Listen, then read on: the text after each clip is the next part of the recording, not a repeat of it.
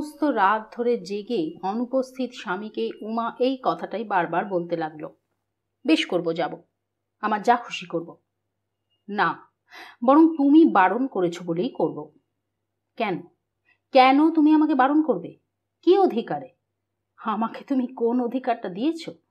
একদিনের জন্য তো গ্রহণ করনি, তবে কেন তোমার মান মর্যাদা নিয়ে আমি মাথা ঘামাবো? এটা সে বোঝেনি যে তার অন্তরের মধ্যে স্বামীর অনুরোধ নিষেধাজ্ঞা রূপে মেঘমন্দ্র স্বরে ধ্বনিত হচ্ছে, কিন্তু অন্তরের অবচেতনে এটা বুঝেছে যে সে অনুরোধ অমান্য করার শক্তি তার নেই। সেই জন্যই বারবার সে নিজের মনেই এত আস্ফালন করছে। এ যে একেবারেই দুর্বলের স্পর্ধা, এটা বোঝবার মতন আত্মবিশ্লেষণ শক্তি তার ছিল না। কিন্তু সকালে উঠে নিজের কাছেই এটা স্বীকার করতে সে বাধ্য হলো শেষ পর্যন্ত। নিশীথ অন্ধকারে অনেক সময় মানসিক বৃত্তিগুলো বাহ্য প্রকৃতির মতন অস্পষ্টতা বা জড়তায় আচ্ছন্ন হয়ে পড়ে। সূর্যোদয়ে তা আবার স্বচ্ছ হয়ে ওঠে। উমাও নিজের মনের মধ্যেকার সত্যটাকে পরিষ্কার দেখতে পেলে। যে স্বামী একদিনের জন্যও ওকে স্ত্রীর মর্যাদা দেয়নি, যে স্বামী অত্যন্ত তুচ্ছ কারণে ওর জীবনটাকে নষ্ট করে দিয়েছে, যার কাছ থেকে নির্মম উপেক্ষা এবং যার আত্মীয়দের কাছ থেকে শুধুমাত্র অবহেলাই পেয়ে এসেছে, তারই অন্যায় এবং অসঙ্গত অনুরোধও ওর কাছে অনুপেক্ষণীয়। শুধু নিজের অসহায় অবস্থার কথা মনে করেই সকালবেলাও কেঁদে ফেললে। সে অশ্রু, ক্ষোভ এবং অভিমানের, অদৃষ্টের উপর অভিমান, অভিমান বোধ হয় নিজের ওপরও। বিকেলবেলায় পদ্মঝি এলো ডাকতে। তার আগেই উমা মাকে বলে রেখেছিল। মা স্পষ্ট দৃঢ় কণ্ঠে বললেন, মা, তুমি মুস্তাফি মশাইকে ওর নমস্কার জানিয়ে বলো যে ওর দ্বারা এর কাজ হবে না, ওকে যেন তিনি মাপ করেন। ঝি আরও কি বলতে যাচ্ছিল, বাধা দিয়ে রাসমণি বললেন, না না, রাজি হওয়াটাই ওর মস্ত ভুল হয়েছিল বাপু। অল্পেই সে ভুল ভেঙেছে, এই ভালো, গুরু রক্ষা করেছেন। আমি আর এ সম্বন্ধে কোনো কথাই কইতে রাজি নই, তাকে এটা বলে দিও। তার মুখের রেখার দিকে চেয়ে পদ্মঝির আর কোনো কথা বলার সাহস হলো না। শ্রাবণের মাঝামাঝি রাসমণির বর্দি এসে হাজির হলেন, সঙ্গে তার সেই অদ্বিতীয় ঘটিটি আর বগলে খান্তিনেক থান কাপড় গামছায় জড়ানো। এসেই বললেন, মরতে এলুম রে রাসু, তোর কাছেই মরবো এ কথাটা বরাবরই মনে ছিল। মরার সময় তো মানুষের শেষ বাহাদুরি কিনা, বলে জপ তপ করো কি মরতে জানলে হয়। ভগবানকে তো তাই আমি অষ্টপ্রহর বলি, জন্মস্তক তো আমার পেছনে লেগেছ, মরণটাতে আর জ্বালিও না। রাসুর কাছে যেন মরতে পারি, আর যার কাছে যাব সেই তো আমারে আপদ বালাই করবে। উমা অবাক হয়ে চেয়ে থাকে তার দিকে। এই তো দিব্যি শক্ত সমর্থ চেহারা, বয়স অবশ্য 60 হয়েছে কি আরো বেশি, কিন্তু না পড়েছে একটি দাঁত আর না পেকেছে বেশি চুল। বার্ধক্যের ছোপের মধ্যে একটু যেন কোমরটাই বেঁকেছে, কিন্তু সে সামান্যই। আর কোথাও তো কোনো একটা রোগের চিহ্নও নেই। এই লোক কিনা মরবে? অমন করে চেয়ে আছিস কেন লা? হেসেই জিজ্ঞেস করেন বড় মাসিমা। আপনার কি অসুখ বড় মাসিমা? অসুখ? এমন কিচ্ছু না। অসুখ হলে চলবে কেন? এতটা পথ কি তাহলে আসতে পারতুম? ছিলুম তো মেজ ভাইপোর কাছে, সেই মালদয়। এই রেল স্টিমার করে 2 দিন খাড়া উপোস দিয়ে আসছি। তবে? আরো অবাক হয়ে প্রশ্ন করে উমা। কি তবে? ও, মরবার কথা বলছি তাই? ও আমি টের পেয়েছি। ধানের চালের ভাত তেতো লেগেছে, আর আমি বেশি দিন বাঁচব না এটা ঠিক। বড় জোর 6 মাস। হ্যাঁ, অসুখ একটা করবে বই কি, যা হোক একটা কিছু হবে। জ্বর হবে, পেট ছাড়বে, নইলে হয়তো দুটোই হবে। তারপরেই ব্যাস ফেঁসে যাব অক্কা। রাসমণি মেয়েকে ধমক দিয়ে ওঠেন, আগে একটু পায়ে জল দে, নাইবার জোগাড় করে দে, তা নয় দাঁড়িয়ে দাঁড়িয়ে যত বাজে কথা। অপ্রতিভ উমা তাড়াতাড়ি 1 ঘটি জল এনে আলগোছে পা ধুইয়ে দেয়। মাথায় দেবার তেল এনে বাটি করে রাখে চৌবাচ্চার পাড়ে। তারপর রাসমণির একটা ফর্সা কাপড় এনে হাতে করে দাঁড়ায়। বড় মাসিমা সঙ্গে করে যে কাপড় এনেছেন তা রেলে এসেছেন বলে সবই কেচে দিতে হবে। চান করে উঠে কাপড় ছাড়ছেন তিনি, উমা আবারও প্রশ্ন করে ফিসফিস করে, আচ্ছা, মা ছাড়া যদি আর কেউ যত্ন করবেন না সেটা জানেন তো মার কাছেই থেকে যান না কেন?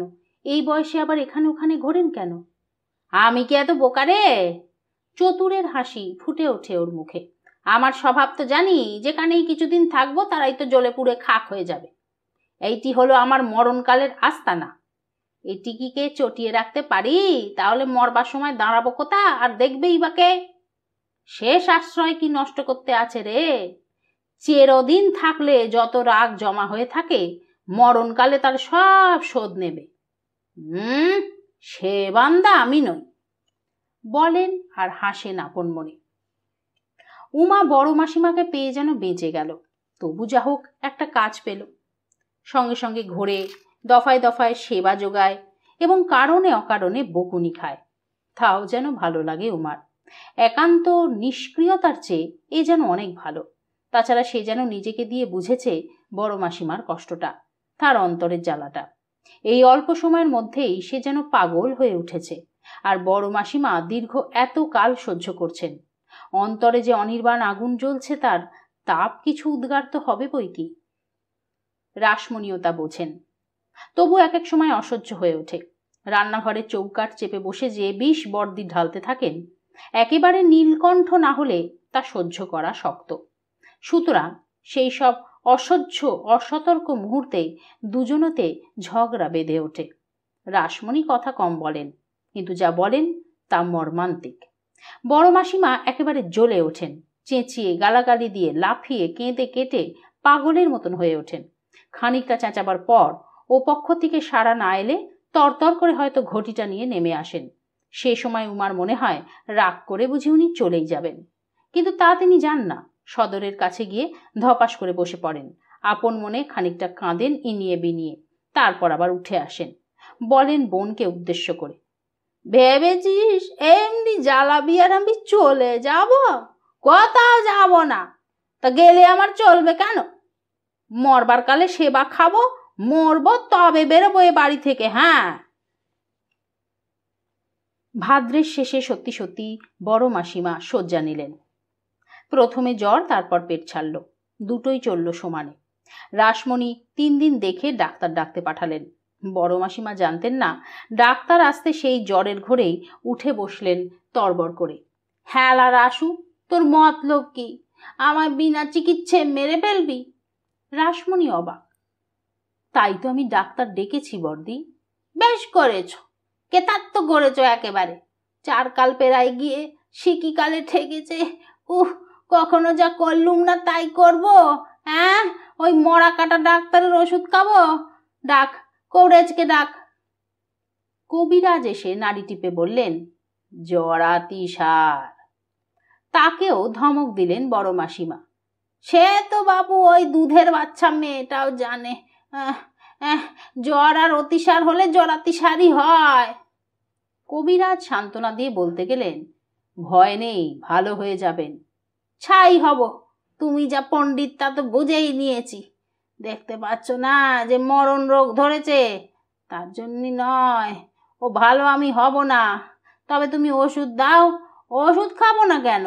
মরবো বলে কি আর বিনা চিকিৎসায় মরবো নাকি? দিন 10 পরে খুবই বাড়াবাড়ি হলো। ক্রমশ হাত পা ফুলতে শুরু হলো। পুজোয় ষষ্ঠীর দিন ভোরবেলা বোনকে ডেকে বললেন, বেশি দিন আর ভোগাতে পারলুম না রে, অল্পে অল্পেই বেঁচে গেলি। রাসমণি না বুঝে চেয়ে থাকেন ওর দিকে। বুঝতে পারলি না? ডাক এসেছে, লোকজন ডাক, গঙ্গা যাত্রার ব্যবস্থা কর। উমা কিছুই বুঝতে পারে না। মৃত্যু কি মানুষ এমনি করে আগে থাকতে বুঝতে পারে? এমনি নিঃসংশয়ে এত নির্ভয়ে তার সম্মুখীন হয়? তার চোখে জল ভরে আসে। এই দুর্মুখ কলহপরায়ণা বৃদ্ধার জন্য সঙ্গে সঙ্গে আতঙ্কে মন শিউরে ওঠে। তাহলে তারও এই পরিণাম? কমলাকে খবর দিতে বড় জামাই এলেন। আরও 1-2জন করে লোকজন জড়ো হলো। খাটে তোলবার সময়ও বড় মাসিমা যারা তুলছিল তাদের অনবধানতার জন্যে তিরস্কার করলেন। ঘটিটা দিয়ে গেলেন বোনকে। বললেন, সব বন্ধন মুক্ত হয়ে যেতে হয়, নইলে আবার কি ফিরে আসবো? তা বন্ধনের মধ্যে তো ওই ঘটিটা, ওটা তুই নিস রাসু। ব্যাস ব্যাস, এইবার আমার ছুটি। গঙ্গা গঙ্গা, হরি বল হরি বল। সমস্ত পথটা ইষ্ট নাম জপ করতে করতে গেলেন। গঙ্গার ঘাটে গিয়ে একবার খাট শুদ্ধ জলের ধারে নামানো হলো। রাসমণি মুখে জল দিলেন সর্বাঙ্গে ছড়িয়ে। গঙ্গা মৃত্তিকা নিয়ে কপালে বুকে লেপে দিলেন। বড় মাসিমা চোখ বুজেই পড়েছিলেন। এই সময় শুধু একবার বললেন, পেটটাতেও লেপে দে, ঠান্ডা হোক, বড় জ্বলছে। তারপর ওকে এনে গঙ্গা যাত্রীদের ঘরে রাখা হলো। তখন নিমতলার ঘাটে এই ঘরটির অবস্থা ছিল শোচনীয়। ভাঙা ঘর, কোনো দিকে দৌড় নেই, বৃষ্টির জল বাইরের চেয়ে ভেতরেই বেশি পড়ে। সে নির্জন শ্মশানের মধ্যে ভাঙা ঘরের আবহাওয়ায় দিনের বেলায় কেমন থমথমে ভয়াবহ। তবু সেখানে রাখা ছাড়া উপায় কি? যারা এনেছিল তারা স্নান করে চলে গেল। রাসমণি একাই রইলেন ওকে নিয়ে। কথা হলো, বড় জামাইয়ের চাকর মধ্যে মধ্যে এসে খবর নিয়ে যাবে। তিনি নিজে সকাল বিকেল আসবেন। বড় মাসিমা ঘরে আসবার পর মাত্র একটা কথাই বলেছিলেন, গঙ্গা তীরে আর কোনো নোংরা কাজ করব না রাসু, তুই নিশ্চিন্ত থাক। তবে প্রাণটা বেরোতেই যা দেরি। তারপরেই অজ্ঞান হয়ে গেলেন। সেইভাবেই সারাদিন কাটল। বিকেলে আরো দু একজন এলেন খোঁজ করতে। একজন মহিলা বললেন, পাঠ করো, নইলে করে রাঁড়ি সহজে মরবে না। পাঠ করার অর্থ ডাব, পান্তা ভাত, খোল এইসব খাওয়ানো। গঙ্গা যাত্রার এই বিধি, যেমন করে হোক মেরে ফেলা। এই রুগী আর ফিরিয়ে যেতে নেই। কিন্তু রাসমণি ঘাড় নেড়ে বললেন, বোল হরে গেছে, দাঁতিও লেগেছে, খাওয়াবো কাকে? ডাব কিনে দিয়ে যাও, পারি তো ওই না হয় একটু মুখে দেব। সন্ধ্যের পর থেকে যেন প্রলয়ের বর্ষা নামলো। সারা রাত চলল অবিশ্রাম বর্ষা। জল পড়ে রাসমণি নিজেও ভিজলেন, আর মুমূর্ষুও ভিজতে লাগলো। কোথাও এমন একটু শুকনো জায়গা নেই যেখানে সরে যান। আলোর মধ্যে একটা ছোট প্রদীপ, সেটাও বাইরের হাওয়ায় বারবার নিভে যাচ্ছে, দেশলাই জ্বলে না। তখন রাসমণি প্রাণপণে প্রার্থনা করছেন যেন অন্তত কেউ মরা পোড়াতেও আসুক। কিন্তু সে দুর্যোগে কেউ মরা নিয়েও বেরোতে সাহস করলে না। একা সেই অন্ধকারে অচৈতন্য মৃত্যু যাত্রিনীকে নিয়ে সেইভাবেই কাটালেন তিনি সারা রাত। উমাকে আগলাবার জন্যে কমলা এসে এই বাড়িতে ছিল। সে আর উমা দুজনেই ঘুমোতে পারল না। এই অন্ধকার দুর্যোগের রাতে মা একা শ্মশানে বসে আছেন মনে করে উমা নিজেই ঠকঠক করে কাঁপতে লাগলো। সপ্তমীর দিন সকালেও জল থামল না। তেমনি হুহু করে বাতাস, আর মেঘের গুরু গুরু শব্দ, আর অবিশ্রাম মুষলধারে বর্ষণ। এরই মধ্যে উমা এবং কমলা গাড়ি ডেকে নিয়ে গিয়ে হাজির হলো শ্মশানে। বুড়ি তখনও আছে, নাভিশ্বাস উঠেছে, হয়তো শিগগিরই মরবে। রাসমণি ওদের তিরস্কার করলেন, তোরা আবার কি করতে এলি? যা গিয়ে চান করে ফেলগে যা। বড় জামাই এলেন, তিনিও চলে যেতে বাধ্য হলেন খানিক পরে। আবার সেই একা। গঙ্গার জল কুলে কুলে ভরে উঠেছে, হয়তোবা কুল ছাপিয়েই উঠবে। দুশ্চিন্তায় সকলের মুখেই ভ্রুকুটি ঘনিয়ে এলো।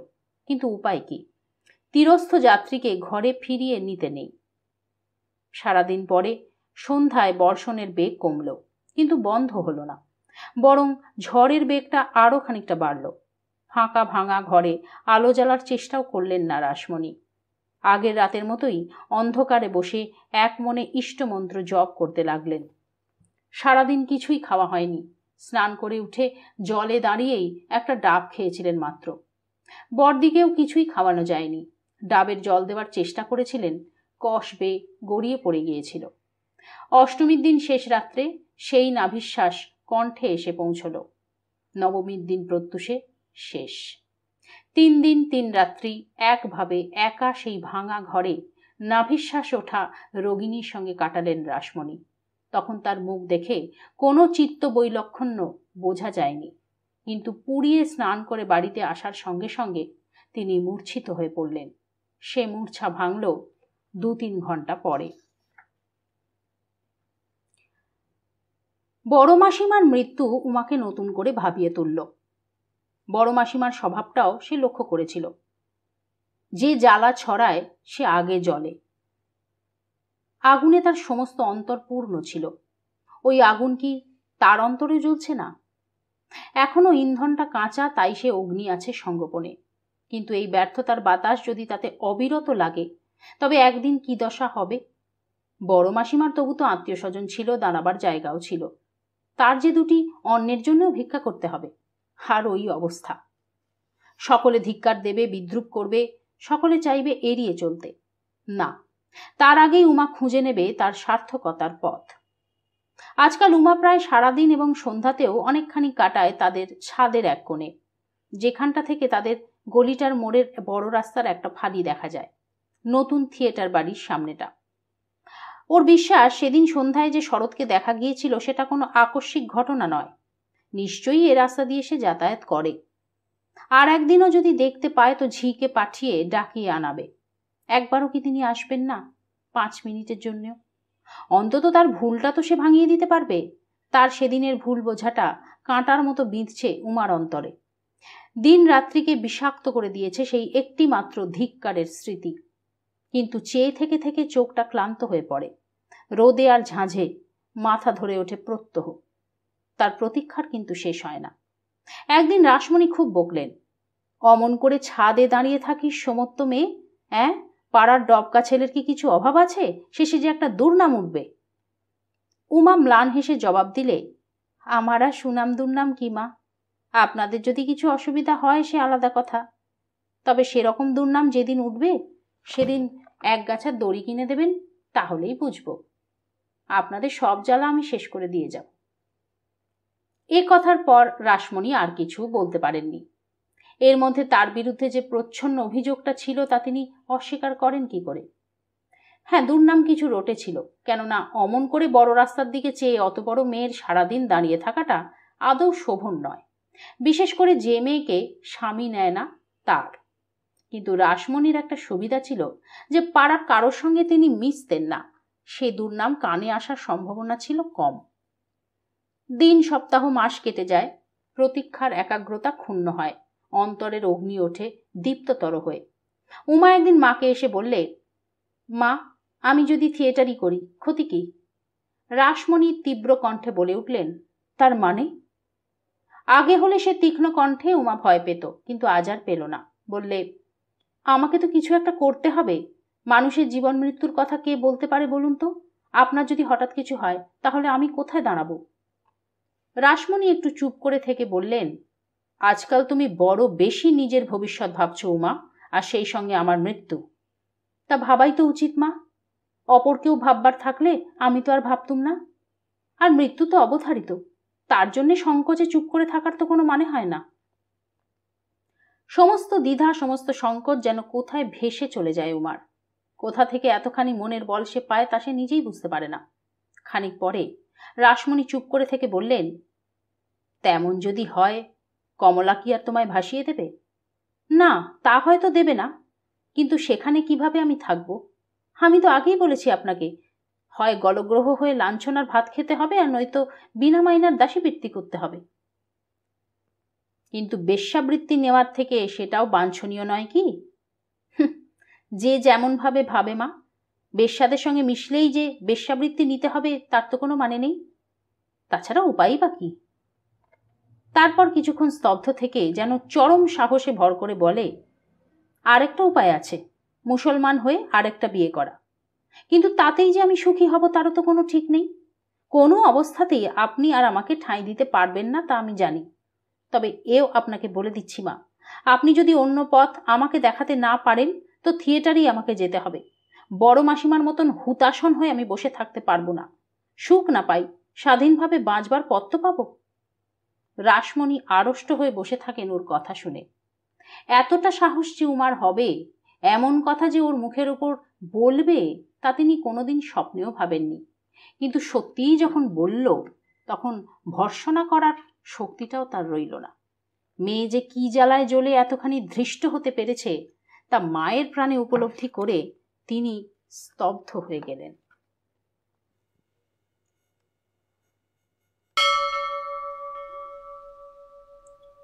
3-4 দিন কেউ কারুর সঙ্গে কথা কইলেন না। সে এক বিচিত্র অবস্থা। একটা দোতলা বাড়িতে ঝিকে নিয়ে 3টি প্রাণী। ঝির সঙ্গে দু একটা কথা হওয়ায় যা কিছু একটু শব্দ হয় এ বাড়িতে, তাও সে দুবেলা অন্য বাড়িতে ঠিকে কাজ করতে যায়। সে সময় মনে হয় বাড়িটা সম্পূর্ণ খালি। এই গুমোট আবহাওয়া যখন প্রায় অসহ্য হয়ে উঠেছে, অকস্মাৎ শ্যামা তার ছেলে মেয়ে নিয়ে এসে হাজির হলো একদিন। প্রথমটা ওরা কেউ চিনতেই পারেনি।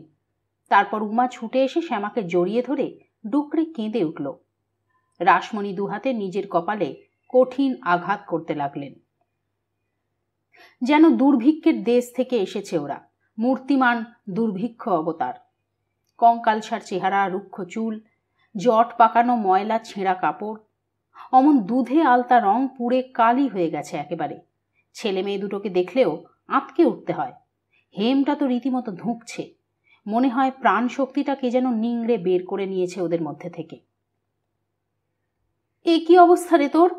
এমন হলো কি করে? আমাদের চিঠি লিখতে পারিসনি?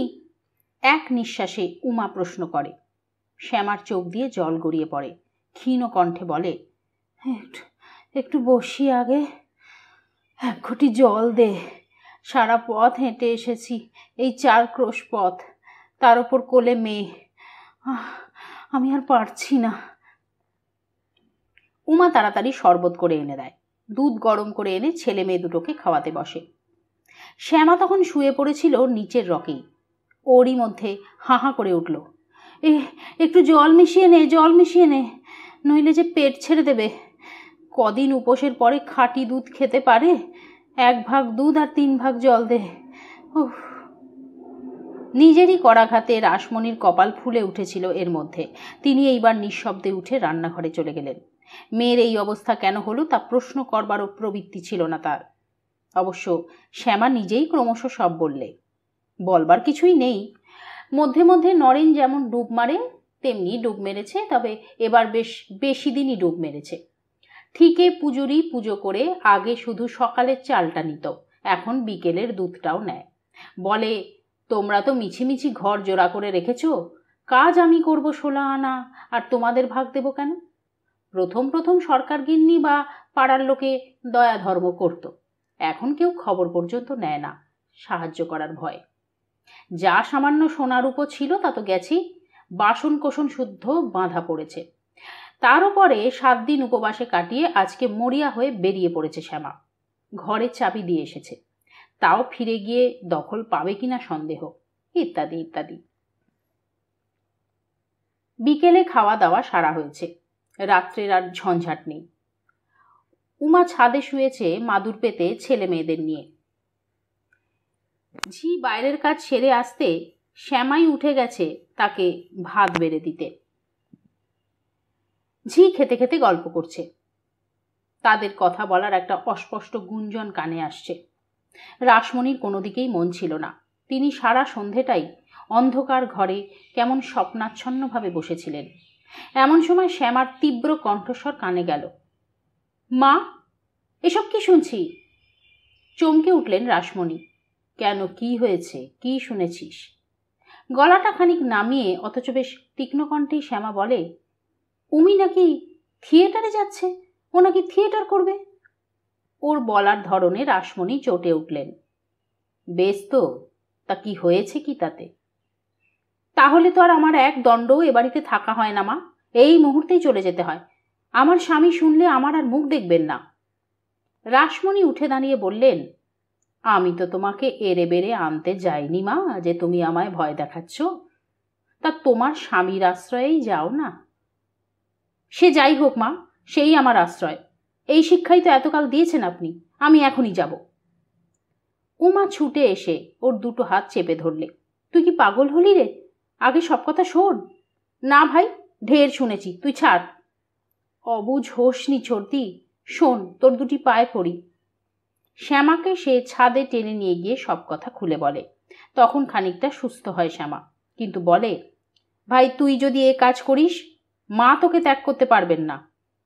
তাহলে আমার কিন্তু আর এই সময় অসময়ে এসে দাঁড়াবার আশ্রয়টাও থাকবে না।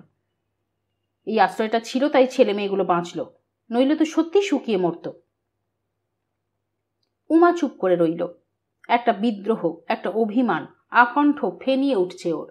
খানিক পরে বলল, তোর আশ্রয়ের কথাই তো ভাবছিস, আমার কথা ভেবে দেখেছিস?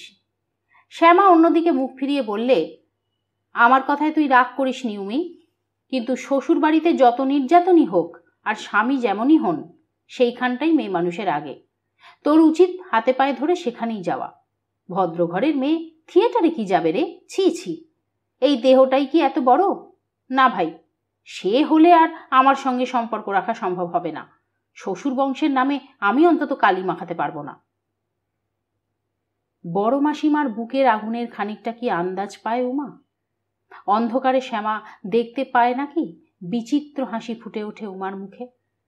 স্বামীকে যদি একেবারেই না পেত শ্যামা, তাহলে কেমন করে সে কথা বলতো, তাই শুধু বুঝতে চায় উমা। শ্বশুর বংশের প্রতি এই প্রীতি কি থাকতো? শ্যামা আবারও বলে, না না, তুই বুঝছিস না, ছেলে মেয়ে বড় হবে, তাদের একটা পরিচয় আছে, আমার কথাটা ভাব একবার। হ্যাঁ, তা তো বটেই। উমা দীর্ঘ নিঃশ্বাস চেপে গিয়ে বলে, তোর ভয় নেই, তোদের আশ্রয় আমি নষ্ট করব না। যা, তুই শুতে যা, আর এদের নামিয়ে নিয়ে যা। আর তুই? আমার দেরি আছে। অন্ধকার নিস্তব্ধ রাত্রে সেই তারাভরা আকাশের দিকে চেয়ে প্রাণপণে যেন শুধু জীবনের সম্বল খোঁজবার চেষ্টা করে উমা। ওর অন্তরের বেদনা চারিদিকের নৈশব্দ সাগরের কিসের যেন ঢেউ জাগায় কে জানে। প্রহরের পর প্রহর উত্তীর্ণ হয়ে যায়। ওপরে জাগে উমা, নিচে জাগেন রাসমণি। দিন 15 বেশি থাকতে সাহস হলো না শ্যামার। মুখে সে ঘরের অজুহাতই দেখায়। কি জানি মা, মুখ পোড়া চক্করটি যদি জোর করে তালা ভেঙে এসে ঢোকে, সেই আমার ভয়। কিন্তু আসল ভয় তার অন্যত্র, সেটা উমা বুঝতে পারে। নরেন যদি ইতিমধ্যে এসে ফিরে যায়, আর যদি কোনোদিন না ফেরে রাগ করে যদি চলে যায় চিরকালের মতন, এই ভয়টাই ওর সবচেয়ে বেশি। একদিন উমা সেই প্রসঙ্গটা স্পষ্টই তুললে, বললে, অত ভাবিসনি, জামাইবাবু এসে যদি দেখেন ঘরে চাবি দেওয়া, তো বুঝতেই পারবেন এখানে এসেছিস, এখানেই দেখবি সোজা চলে আসবেন। হ্যাঁ, তার ভাবনায় আমার ঘুম হচ্ছে নাকি না, তুইও যেমন। তা নয় তা নয়, ঘরটার জন্যই, বুঝলি না, আশ্রয়টা চলে গেলে কোথায় দাঁড়াবো বল। উমা একটুখানি চুপ করে থেকে বলে, যদি তার ভাবনাই না থাকে তো অত ভাবছিস কেন? আর সেখানে উপোস করতেই বা যাবি কেন? এখানেই থাক না। দুজনে থাকলে তবু সুবিধে, যা হোক করেই চালাবো। না হয় দুই বোনে পৈতে কাটবো, ঠোঙা গড়বো, তাতেই দুটো ছেলে মেয়ে মানুষ হয়ে যাবে। বাপ রে, শিউরে ওঠে শ্যামা। অমন কথা মুখে উচ্চারণ করিসনি ভাই। স্বামীকে ছেড়ে চিরকাল বাপের বাড়ির দাসীবৃত্তি করা, ও সে আমি পারবো না। বাপ থাকতে ছেলে মেয়েগুলোকে পিতৃপরিচয়ে বঞ্চিত করলে এরপর ওরা কি বলবে? তার চেয়ে সেখানে উপোস করেও পড়ে থাকা ভালো। আর কটা দিন গেলে ছেলেটা 8 বছরের হলেই পৈতে দিয়ে দেব, যেমন করে পারি। তারপর তো আর ভাবনা নেই, ওই ঘরটা তো বজায় থাকবেই, চাই কি ধর অন্য যজমানিও করে খেতে পারবে। আর মেয়ের বিয়েও তো দিতে হবে, সে ভাবনাও তো আছে। উমার মুখ আজও অপমানে রাঙা হয়ে উঠল। শ্যামা কি বোঝে না তার কথা, নাকি ইচ্ছে করেই আঘাত দেয়? খানিকটা চুপ করে থেকে তবু শান্ত কণ্ঠে বলে, ছেলেকে পুরুত বামুন করবি?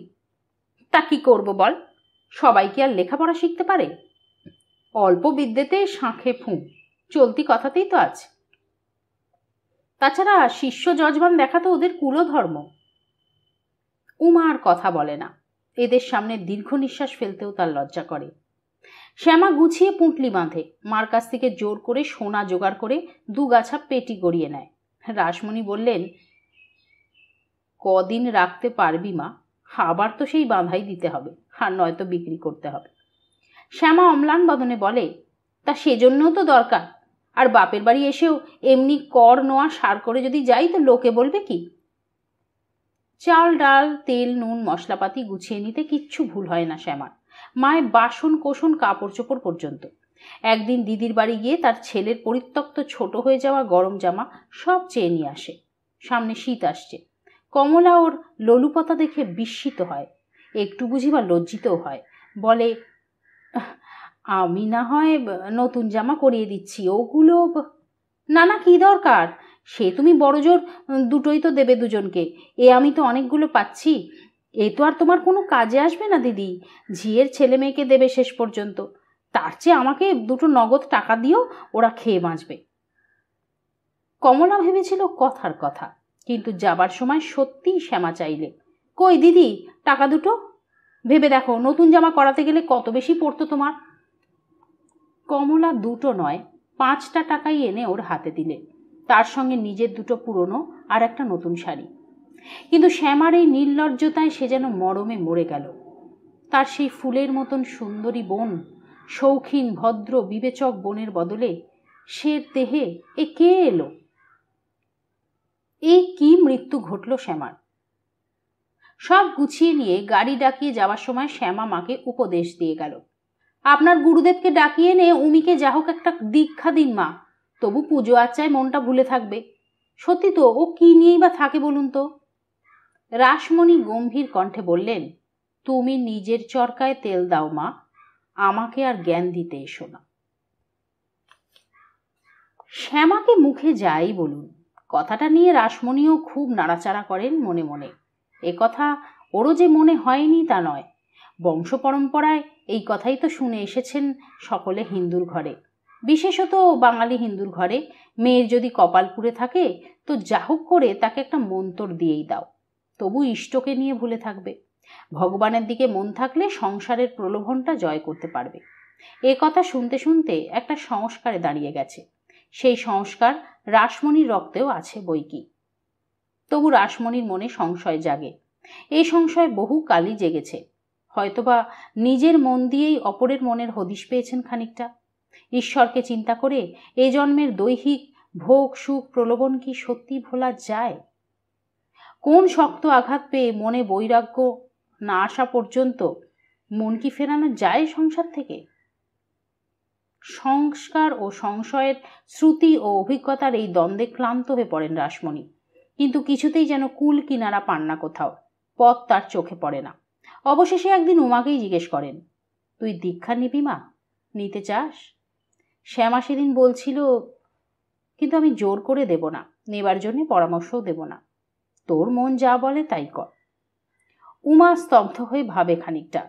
জীবন্তরী তার অকুল সমুদ্রে ভাসছে, নাবিক নেই, পথের সন্ধান নেই, তীরের চিহ্ন পর্যন্ত নজরে পড়ছে না। নিবিড় নিশ্ছিদ্র অন্ধকার তাকে ঘিরে ধরেছে।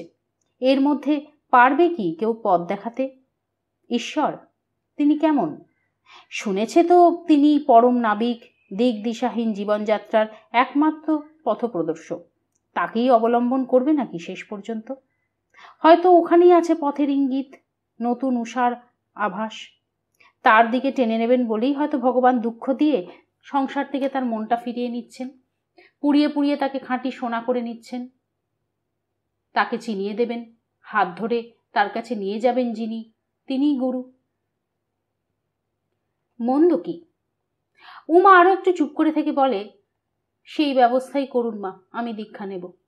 ভালো করে ভেবে দেখো, তাড়াহুড়ো করো না, ইষ্টমন্ত্র যে সে জিনিস নয়। উমা ভেবে দেখেছে বই কি, তবু একটা কিছু অবলম্বন তো পাবে, সেই কথাই সে মাকে জানায়। কিন্তু রাসমণি আরো বিপদে পড়েন। সেকালে ইচ্ছে মতো শৌখিন গুরু বেছে নেওয়ার প্রথা ছিল না। কুলগুরু ত্যাগ করতে নেই, গুরু ছেড়ে গোবিন্দে ভজে, সে পাপী নরকে মজে, এই ছিল ওদের বিশ্বাস। যে মেয়ের বিয়ে হয়েছে শ্বশুর বংশের গুরুই তার কুলগুরু, কিন্তু তার সন্ধান দেবে কে? অনেক ভেবেচিন্তে মেয়েকে বললেন, তুই না হয় আমার জবানিতে, না না থাক, ওতে কাজ নেই, কমলার জবানিতে জামাইকে একটা চিঠি লেখ। তোদের কে কুলগুরু আছেন তার ঠিকানাটা যদি পাওয়া যায়। উমা শিউরে উঠল। অন্ধকার পথে সাপ দেখলে মানুষ যেমন শিউরে ওঠে তেমনি।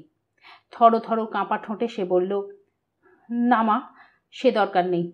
সবই যখন ত্যাগ করলুম তো ওই গুরু ইষ্টটাও ত্যাগই না হয় করলাম।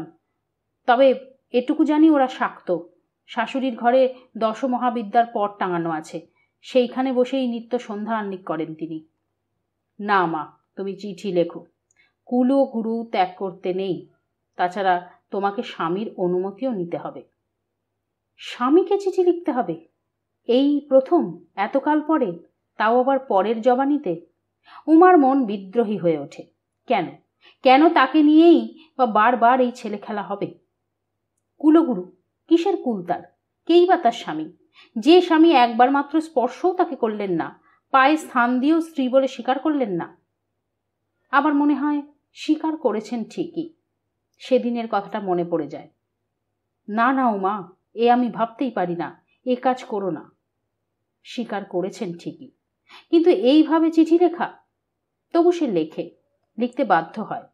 3-4খানা চিঠি ছিঁড়ে দিদির জবানিতে একটা চিঠি লেখে, শুষ্ক প্রয়োজনীয় চিঠি। এই প্রথম চিঠি, প্রথম স্বামী সম্ভাষণ। কৈশোরে পা দেওয়ার পর থেকেই যে চিঠি লেখার স্বপ্ন দেখে মেয়েরা। হায় রে! উত্তর আসে 3-4 দিনের মধ্যেই, অস্পষ্ট হস্তাক্ষর, আঁকাবাঁকা লাইন, তবু চিঠি। এই প্রথম চিঠি স্বামীর কাছ থেকে। প্রিয়তম দ্বৈতের চিঠি। কল্পনা করতে চেষ্টা করে উমা খোলবার আগে। চিঠিটা তাকেই লেখা। কল্যাণীয়সু, তোমার পত্র পাইয়া নিজেকে আরো অপরাধী মনে হইতেছে। ঈশ্বর আমাকে কোনোদিনই ক্ষমা করিবেন না। অথচ যে জালে আমি জড়াইয়াছি, ছাড়া পাইবারও কোনো উপায় নাই। যাক, যখন আমাদের সঙ্গে কোনো সংস্রব রাখো নাই, গুরুর ব্যাপারেও আর যোগ রাখিও না। তোমার মার গুরুদেবের কাছেই মন্ত্র লইও, আমি অনুমতি দিতেছি, তাহাতে দোষ হইবে না। আর যদি কোনো পাপ হয়, সেও আমার হইবে। ইতি তোমার হতভাগ্য স্বামী শরৎ। পুনশ্চ কোনো অধিকার নাই, তবু সেদিনের কথাটা ভুলিতে না পারিয়া 3-4 দিন থিয়েটারে গিয়েছিলাম, কিন্তু তোমাকে দেখিতে না পাইয়া বুঝিয়াছি আমারই ভুল, তুমি ক্ষমা করিও। বারবার পড়ে উমা, বারবার বুকের কাছে রেখে দেয়। চোখের জলে আর বুকের ঘামে অক্ষরগুলো অস্পষ্টতর হয়ে ওঠে। তবু যেন আশা মেটে না, আশ মেটে না। আশাও জাগে কোথাও, হয়তো তার স্বামী তার কাছে একদিন ফিরে আসবেন। নইলে এত খবর তিনি রাখতেন না। চিঠিতে অনুতাপের সুরও স্পষ্ট। সারা রাত চিঠিটা গালের নিচে রেখে জেগেই কাটিয়ে দেয় উমা।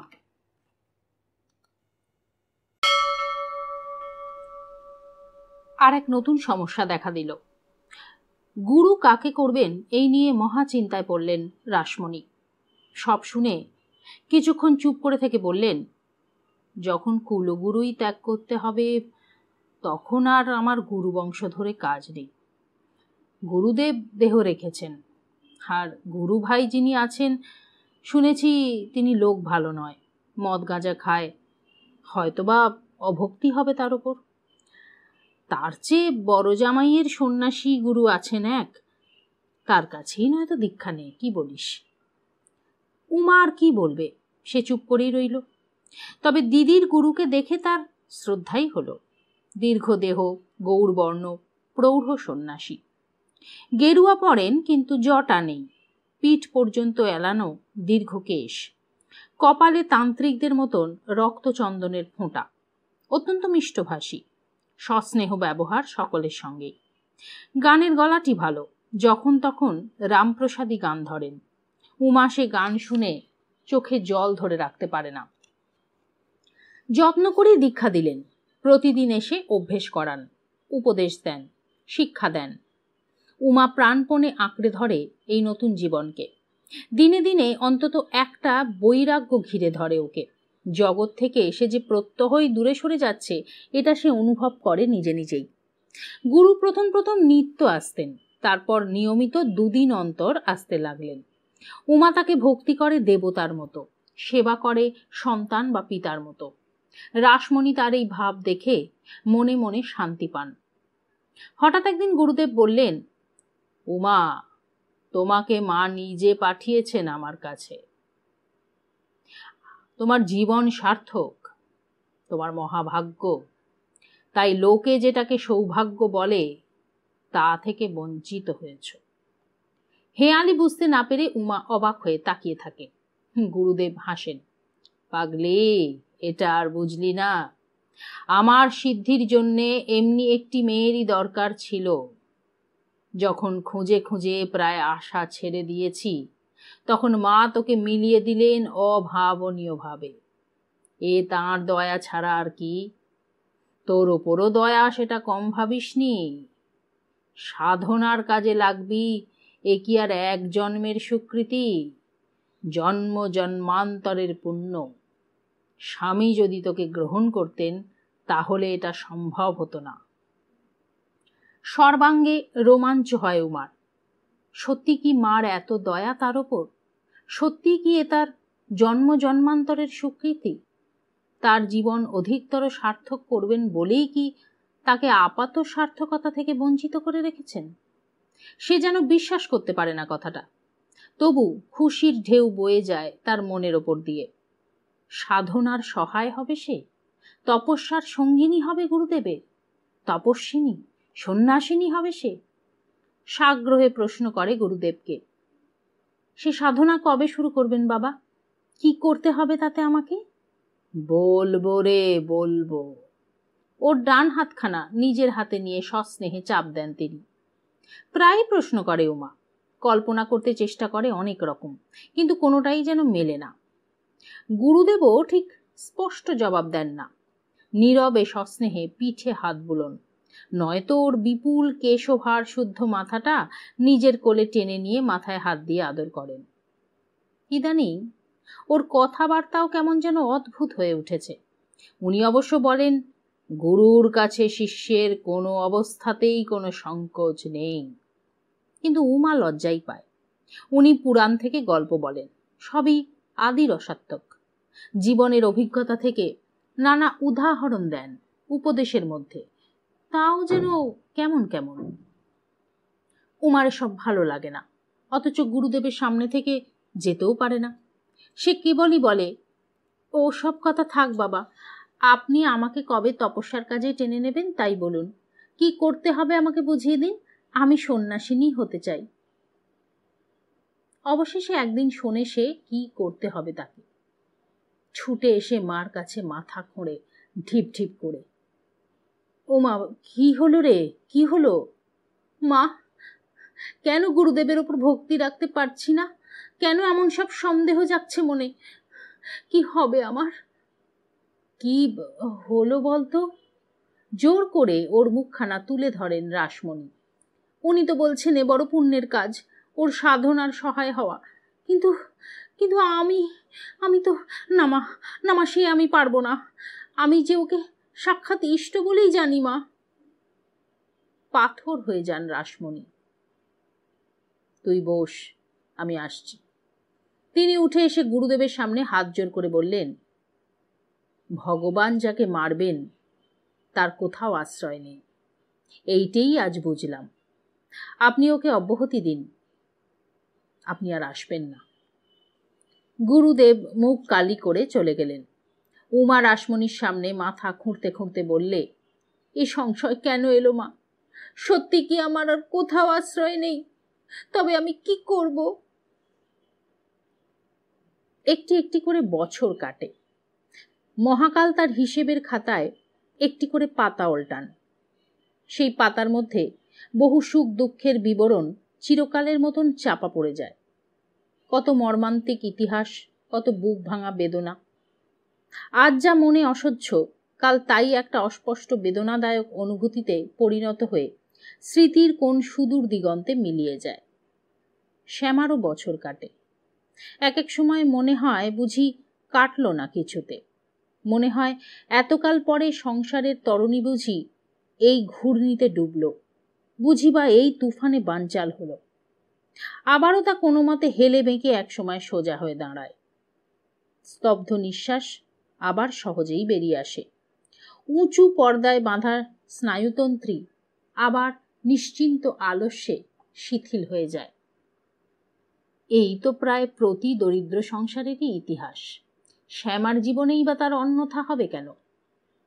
নরেনের ডুবমারাটা আজকাল সয়ে গেছে শ্যামার, বরং যখন সে আসে তখনই যেন বেশি অসহ্য বোধ হয়। চালটা পায় বটে, স্বামীকেও কাছে পায়, এই পর্যন্তই। কিন্তু তার ঝঞ্ঝাট ঝামেলাও তো বড় কম সইতে হয় না। শ্যামার এক এক সময় মনে হয় আর বুঝি সে পারে না। মঙ্গলা ঠাকুরন অবশ্য এদের তাড়াবার চেষ্টা কম করেননি। আগের পূজারীকে দিয়েই যখন পুজো করাতে হবে অর্ধেক দিন, তখন মিছিমিছি এরা ঘরটা জোড়া করে থাকে কেন? তাছাড়া সে পূজারীও বড় গোলমাল করে। নরের মধ্যে মধ্যে এসে 1.5-2 মাস থাকে যখন, তখন তার বরাদ্দটা মারা যায়। প্রথম প্রথম ঝগড়া করে নরেনকে দমিয়ে দেওয়ার চেষ্টা করেছিল। কিন্তু দু একবার মাত্র সে চেষ্টার পর হাল ছেড়ে দিয়েছে। নরেন একেবারে কাটারি কি বঁটি ধরে। সে সময় তার যা প্রচণ্ড মূর্তি হয়, তাতে তার সামনে দাঁড়ানো শক্ত। অগত্যা চুপ করে সহ্য করা ছাড়া পূজারীর আর উপায় থাকে কি? সহ্যই করে, আর মধ্যে মধ্যে অনুযোগ করে মঙ্গলা ঠাকুরনের কাছে। অথচ মঙ্গলাই বা কি করবেন ভেবেই পান না। এ হয়েছে তার সখাত সলিল। নরেনের দ্বারা ভালো পুজো হবে সে আশা ভরসা তার আর নেই। ও যেন গেলেই তিনি বাঁচেন। বিশেষত নরেনের প্রকৃতির যে পরিচয় তিনি পাচ্ছেন দিন দিন, তাতে এ বিশ্বাসও তার বদ্ধমূল হয়েছে যে নতুন বামুন ঠাকুর একেবারে পাগল। একদিন তো হাতে নাতেই ধরলেন।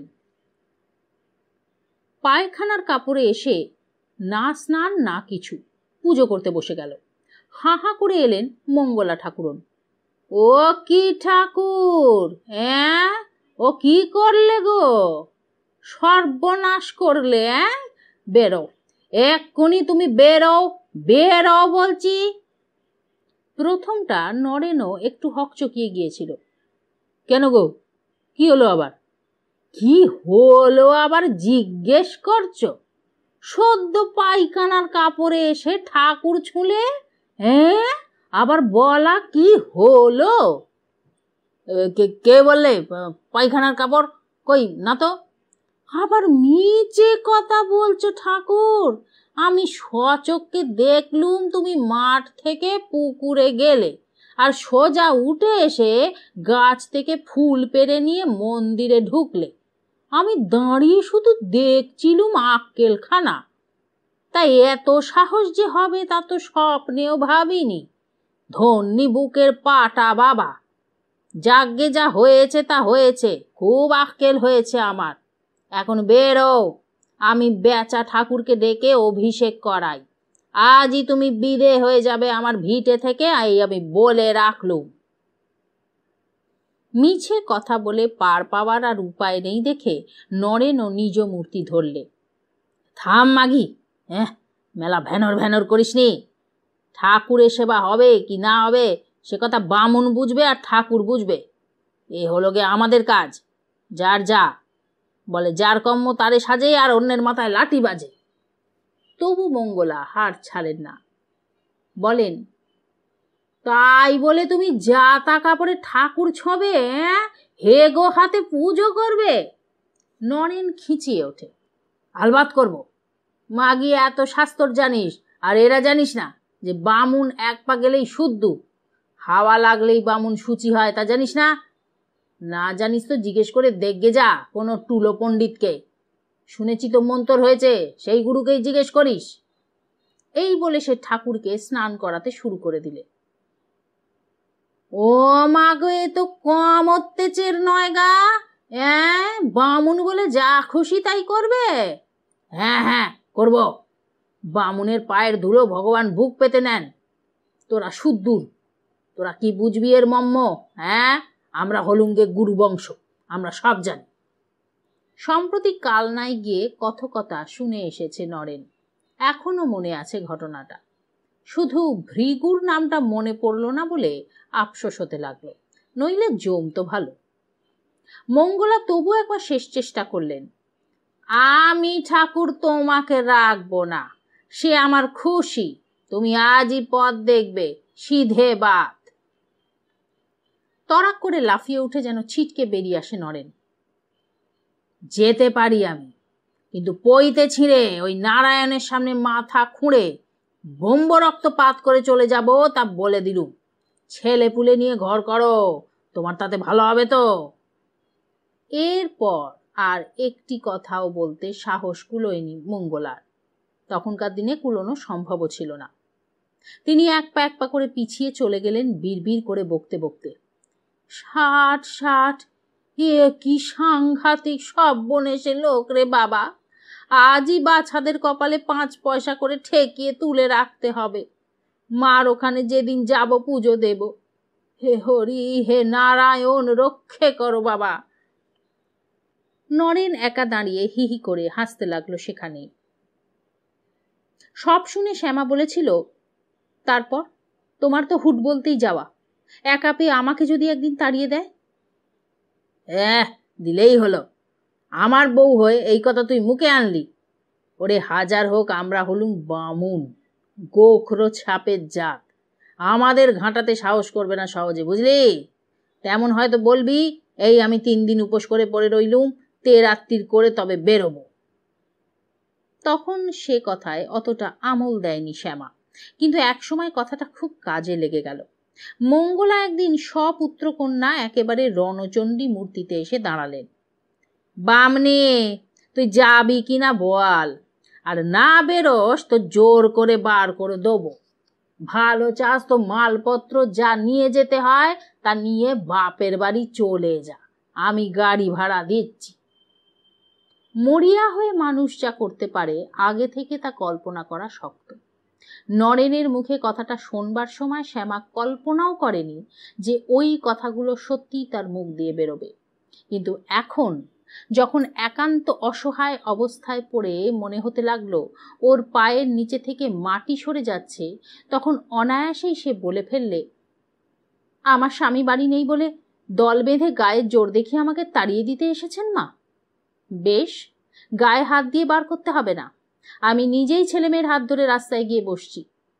তবে অমনি যাব না মা, রাস্তার ওপর তো আর আপনার জোর নেই।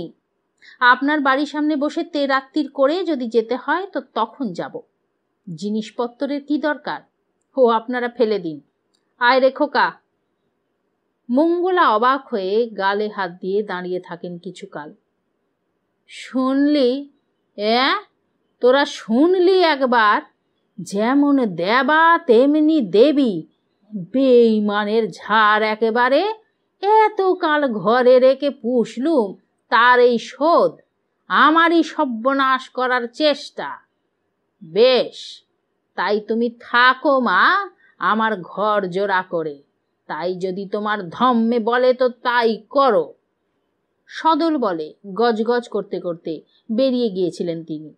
শ্যামাও সেদিন হেসেছিল আপন মনে। পাগলই হোক আর বদমাইশি হোক, লোকটার যে খুব বুদ্ধি আছে তা মানতেই হবে।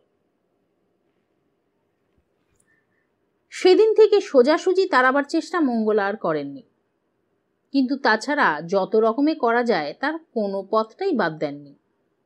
হেম আর মহাশ্বেতার ওপর তো অত্যাচারের অন্তই ছিল না। শ্যামার পক্ষেও সেসব সহ্য করা অসম্ভব হয়ে উঠেছিল। শুধু আর কোথাও কোনো পথ নেই বলে সে চুপ করে সবকিছু সইত। এমনি তো দিন চলে না। নরেন যখন থাকে না তখন বরাদ্দ চাল বন্ধ হয়ে যায়। গহনা যা সামান্য থাকে তাতে কয়েকদিনও চলে না ভালো করে। তারপর উপবাস। খুব অসহ্য হয় যখন ছেলে মেয়েগুলোকে ঘরে চাবি দিয়ে রেখে শ্যামা চলে যায় হেঁটে কলকাতায়।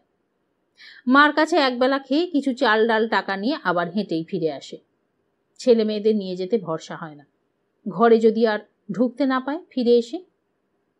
নরেন থাকলে একাধবার যখন মেজাজ ভালো থাকে তখন সে নিজেই ওদের পাঠিয়ে দেয়, বলে, তুই নিশ্চিন্তি হয়ে চলে যা ছোট বউ, আমি এই মাটি কামড়ে পড়ে রইলুম, তুই না ফিরলে আমি নড়ছিনি।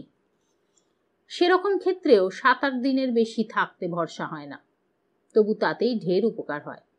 রাসমণি নামই দিয়েছেন দুর্ভিক্ষ অবতার। আসে যখন কঙ্কালসার চেহারা, এক মাথা উকুন, গায়ে ময়লা ছেঁড়া কাপড়, এখানে এসে মাথা ঘষে তেল সাবান মেখে চকচকে হয়, আবার নতুন কাপড় পায়, ছেলে মেয়েদের অঙ্গেও জামা কাপড় ওঠে, যাবার সময় 5-10টা টাকাও আঁচলে বেঁধে ফেরে। এর বেশি রাসমণি দেন না। প্রথমত তারই সংসার চলা শক্ত, আরও কতদিন বাঁচতে হবে তা কে জানে। আর উমারও তো এই অবস্থা। বিশেষ করে উমার চিন্তাই যেন তাকে আরো বেশি বিব্রত করে তুলেছে। সেক্ষেত্রে কত টাকা ওদের দেওয়া সম্ভব? তাছাড়া নরেনকে তিনি একটুও বিশ্বাস করেন না। বেশি টাকা নিয়ে মেয়ে ফিরলে সেই টাকা তার ভোগে যাবে কিনা সন্দেহ। শ্যামা কিন্তু এতে একটু ক্ষুণ্ণই হতো। দীর্ঘকাল ধরে অহরহ দারিদ্র ও উপবাসের সঙ্গে যুদ্ধ করে ওর মনটাও যেন পাল্টে গেছে অনেকটা। মা যে বেশি করে টাকা দেন না সেটা যেন মায়ের অন্যায়। মা কোথায় পাবেন সে কথা সে একবারও ভাবে না। শুধু এইটাই মনে হয়, নিজেরা তো বেশ ভোগে সুখেই আছেন, আমার বেলায় যত নেই নেই। ওর মানসিক পরিবর্তন ও নিজেও যেন অনুভব করে, তবু তার প্রভাবটা এড়াতে পারে না। কিন্তু মার আশঙ্কা যে কতটা সত্য তা একদিন প্রমাণিত হয়ে গেল। ইতিমধ্যে আবার অন্তঃসত্ত্বা হয়েছিল শ্যামা। প্রসবের সময় হিসেব করে রাসমণি চিঠি লিখলেন তার কাছে যাবার জন্যে। শ্যামার তা সাহসে কুলোলো না। 1 মাস 1.5 মাস সেখানে থাকতে হবে হয়তো, কিংবা তারও বেশি। তাহলে এই বাসা চিরকালের মতন ঘুচে যাবে। মার ওখানে তার আশ্রয় মিললেও মিলতে পারে, কিন্তু নরেনের যে স্থান হবে না এটা ঠিক। কাজেই অনেক ভেবেচিন্তে সে মাকে লিখলে, কিছু টাকা যদি সম্ভব হয় তো পাঠান মা, যাওয়া আমার হবে না। হাজার হোক সন্তান। রাসমণি অনেক কষ্টে 50টি টাকাই জোগাড় করে পাঠালেন। টাকা যেদিন এলো সেদিন নরেন সেখানে উপস্থিত। লোলুপ দৃষ্টিতে টাকাটার দিকে চেয়ে রইল সে, কিন্তু শ্যামার ভয়ে তখন কিছু বলতে পারলে না। ইদানিং শ্যামাও বেশ শক্ত হয়ে উঠেছে, তাকে ভয়ে দেখিয়ে কিছু করা যায় না। সন্ধ্যের সময় শ্যামা রান্না চাপিয়েছে। নরেন কাছে এসে বসল। কি খবর বলো দিকি? এত ন্যাওটাপানা করছো কেন? তীক্ষ্ণ দৃষ্টিতে তাকায় শ্যামা। না, এমনি। অনেকদিন যেন তোকে ভালো করে দেখিনি। মায়েরই বলছি ছোট বউ, এত দুঃখ কষ্টে এখনো তোর রূপটা কিন্তু কিছু নষ্ট হয়নি। এখনো একবার বিয়ে দিয়ে আনা যায়। এই স্তুতির আড়ালে আর কিছু আছে জেনেও পুলকিত হয় শ্যামা। আগুনের তাতে তার শুভ্র ললাটের শ্বেত বিন্দুর মধ্যে যে রক্তিমাভা ফুটে উঠেছিল তা নিবিড়তর হয়ে ওঠে। আর হবে নাই বা কেন? আমার শাশুড়ি ঠাকুরানের রূপটাই কি কম নাকি? অন্ধকারে যেন জ্বলে। কত বড় বংশের মেয়ে, রাজা রাজরার ঘরে মানাতো তোকে, নেহাত আমার হাতে এসে পড়েছিস তাই। শ্যামা বাঁকা কটাক্ষে ওর মনের কথাটা বোঝবার চেষ্টা করে, কিন্তু বেশিক্ষণ অপেক্ষা করতে হয় না। গলাটা হঠাৎ একটু নামিয়ে বলে, মায়েরই ছোট বউ, তোর 2টি পায়ে পড়ি, 3টে টাকা দিবি? টাকা? টাকা কি হবে? আর টাকা কোথায় পাবো? অনেকদিন নেশা ভাঙ করিনি, তোর দিব্যি বলছি। আজকে শরীরটাও বড় ম্যাচ ম্যাচ করছে। এই যাবো আর আসবো, একটু বিলিতি খাওয়ার ইচ্ছে হয়েছে। আচ্ছা, তোমার একটু লজ্জা করছে না? না, আমার আঁতুরের খরচ বলে মা পাঠিয়েছেন। 1 মাস আঁতুর ঠেলতে হবে, দাই আছে, খাওয়া দাওয়া আছে। তোমার তো তখন পাত্তাই থাকবে না। এই সময় উপোস করে থাকলে চলবে?